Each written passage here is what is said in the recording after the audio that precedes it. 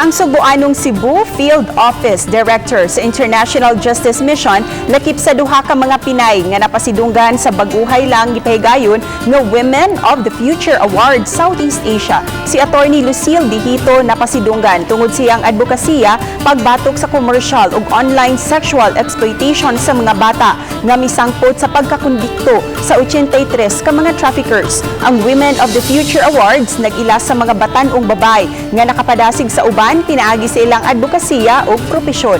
Si Attorney Dihito usa ka homegrown sa International Justice Mission, diin siya nagsugod isip legal intern ni atong 2007.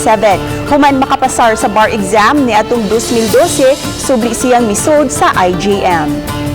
So this year, there was around 10 categories for the award in Southeast Asia, and one of the categories which I am honored to win is the professions category.